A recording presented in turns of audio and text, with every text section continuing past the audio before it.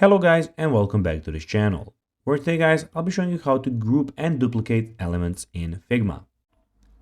Now guys, the first thing that you need to do is of course go to figma.com and you'll be greeted by a screen looking similar to this one. Now guys, when you're here you just need to go and log into your profile. But guys, if you do not have one, you can always go and register to Figma.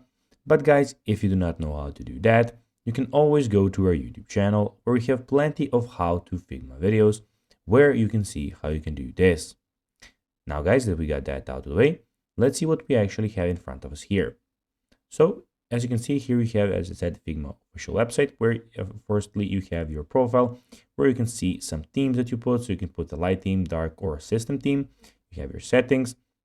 You can get the desktop application if that's much easier for you. You can add another account and you can log out of the account that you're in at the moment.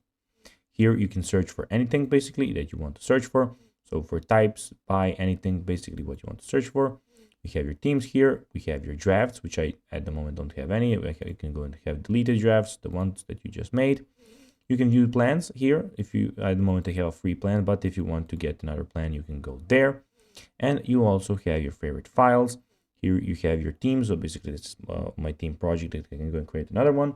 And in the top right corner, we have the design file where you can design. We have the import and the plus Figma Jam board. Now guys, let's see how you can group and duplicate elements in Figma. Well, to duplicate multiple components in Figma, select all the components you want to duplicate and hold the Control or Command key. Then press C key to copy the components. And then when you did that, guys, so when you did that on your keyboard, next press the Control or Command V to paste the copied components. And that's basically how you do it. It's pretty easy. And guys, that will be everything for this video. I hope that you found this video informative. If you did that, guys, don't forget to like this video, share it, subscribe to the channel, put the notifications on. And guys, as always, I'll be seeing you in the next video. Bye, guys.